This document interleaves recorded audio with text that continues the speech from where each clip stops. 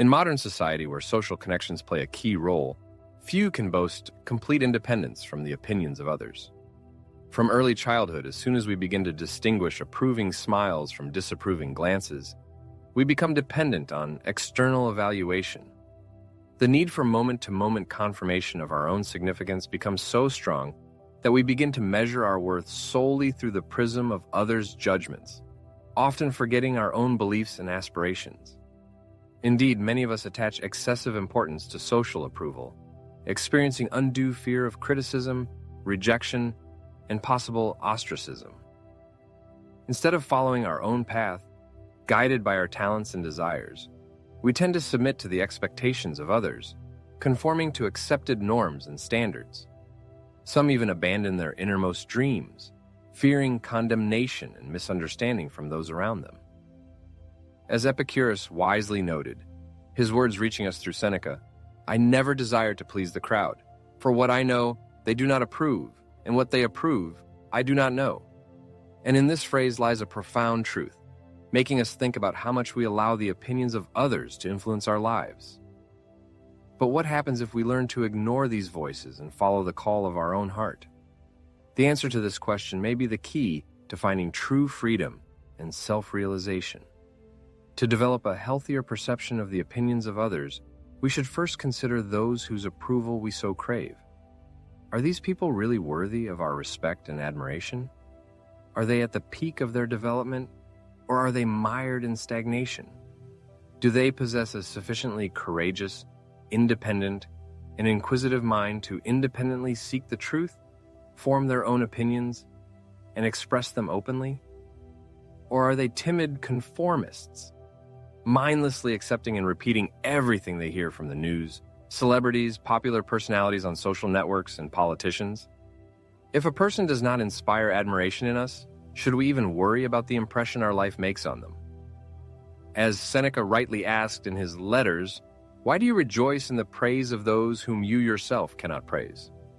Echoing him, Arthur Schopenhauer noted, "What goes on in the heads of other people is, in itself, a matter of no importance to us." And in time, we become perfectly indifferent to it, seeing how superficial and futile are the thoughts of most, how narrow their views, how mean their sentiments, how perverse their judgments, and how much error there is in most of them. These words, taken from the wisdom of life, call us to mindfulness and a critical attitude toward the opinions of others. Gaining independence from the approval of a particular person is an achievable task.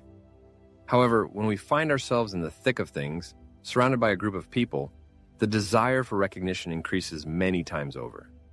Sometimes this need results in social anxiety, seriously undermining our ability to live a full life. During public speeches or presentations, we experience stiffness and nervousness, which prevents us from fully realizing our potential. At social events, we feel awkward and shy, losing naturalness and spontaneity. The most unpleasant thing is that social anxiety, fueled by an excessive desire to gain the approval of others, prevents us from following our conscience. Even realizing the fallacy of our words or actions, we timidly submit to the opinion of the majority. The Stoic philosopher Epictetus suggested delving into understanding the nature of the crowd to curb this social anxiety.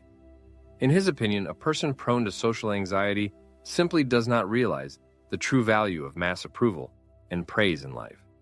It is this ignorance that makes him experience fear and insecurity. Epictetus, Discourses, Fragments, Handbook.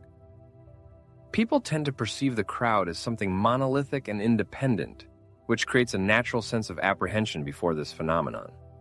However, in essence, a crowd is just an accumulation of individuals, united by physical location or common emotions. When a person finds himself surrounded by a crowd, it becomes much easier for him to cope with the excitement if he focuses on communicating with individuals and not with a faceless mass. After all, if we are indifferent to the opinion of a person we do not respect, then why should we attach more importance to the opinion of a group of strangers who have gathered together by chance? As the Roman philosopher and politician Cicero aptly noted, what could be more absurd than to think that the same ignorant and commonplace people whom you despise individually acquire some greater importance when they come together? However, sometimes it happens that a group or crowd consists of people with outstanding intelligence and admirable qualities. Even so, the opinions of such people about us are beyond our control, and therefore shouldn't cause undue worry. All we can do is act with integrity and avoid actions that might invite disdain, and then gratefully accept whatever opinion they form. As Epictetus proclaimed, no virtuous person gives way to sorrow and lamentations, nor utters pitiful cries, nor is his face touched by the pallor of fear, nor is his body convulsed by trembling. He doesn't agonize over how he'll be received or listened to. A slave behaves as he sees fit. But why should the affairs of others concern you? Along with lessening our dependence on public approval, overcoming the fear of rejection, ridicule, and ostracism also contributes to a fulfilling life. It's necessary to cultivate a state of equanimity when we're struck by the arrows of another's contempt, whether in virtual space or in real life. Epictetus advised that when we become the object of another's dislike, the first thing to do is stop and give ourselves a break before responding, since instant or reflexive reactions often turn against us. If we take the time to collect our thoughts, we can choose a response appropriate to the circumstances. As Rollo May argued, a person's freedom lies in their ability to pause between stimulus and response, and in that pause, choose the response into which they want to invest their energy. As the wise Epictetus once remarked, the essence of offense lies not in the actions of the offender, be it a blow or an insult, but in our interpretation of these actions as offensive. Therefore, when faced with provocation, the primary task is to restrain our impressions and not succumb to fleeting emotions. By allowing ourselves time for reflection and postponing an immediate reaction, a person gains the ability to take control of the situation and avoid impulsive actions. One of the most effective ways to neutralize insults and mockery is to practice listening like a stone.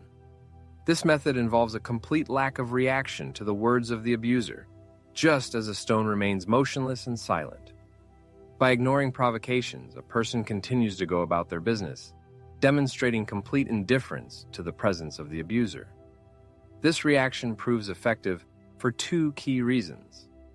First, the goal of insults and mockery is often to elicit an emotional response, a desire to feel power over the victim. By refusing to react, a person deprives the abuser of the satisfaction of their power ambitions, showing by their inaction that their provocations have no power and are unable to shake their inner equilibrium. Second, since our thoughts and emotions are closely linked to our actions, the practice of listening like a stone promotes inner assimilation to the stone's equanimity. By maintaining external calm and composure, a person gradually gains inner stability and insensitivity to emotional fluctuations.